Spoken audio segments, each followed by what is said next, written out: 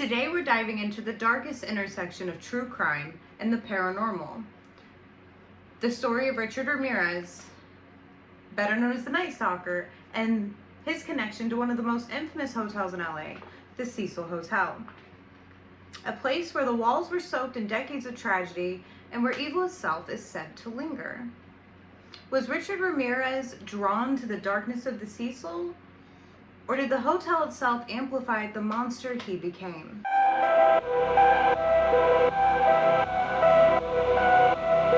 Okay, so Richard Ramirez terrorized California in the mid-1980s. His crimes were brutal, random, and left the public in a state of pure fear. He broke into homes, murdered, sexually assaulted, and left behind satanic symbols. He didn't care who his victims were, young, old, men, women. It was about control, chaos, and instilling fear. During his trial, he showed no remorse, flashing a pentagram on his palm and yelling, "Hail Satan," in the courtroom. He's so cool.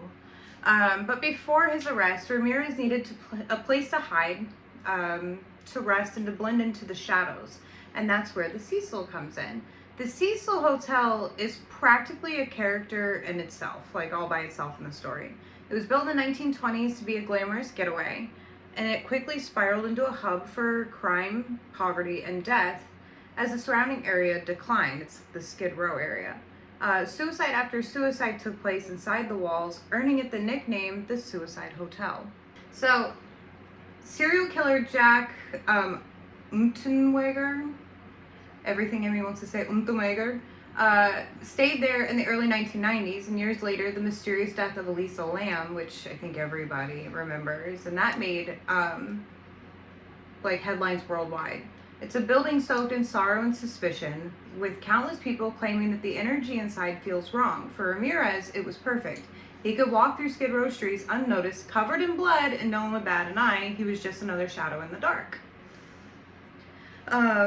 Ramirez was said to stay on the 14th floor, and after he committed his crimes, he would return to the Cecil, but he would strip his bloody clothes off in the alleyway, and then stroll half naked through the lobby, and no one stopped him.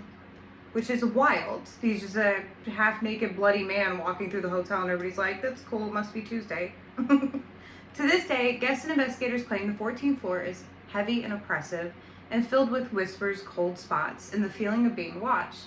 Some even say that they've seen a tall, shadowy figure stalking the hallways with his teeth bared and a menacing grin. Others insist that Ramirez never left, that his spirit roams the place he once called home during his reign of terror. So the question remains, does evil leave a mark? When a killer like Richard Ramirez walks through a place like the Cecil Hotel, does he feed off the darkness? Does he leave behind part of his own? Or does the darkness of the place feed on his own darkness and vice versa?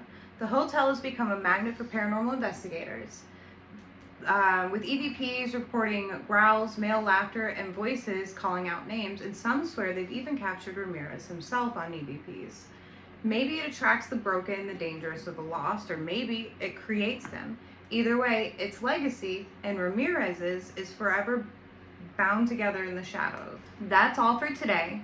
If you liked this extended tease talk, let me know in the comments, and I'll do another. And let me know if there's someone or something in particular you want me to cover.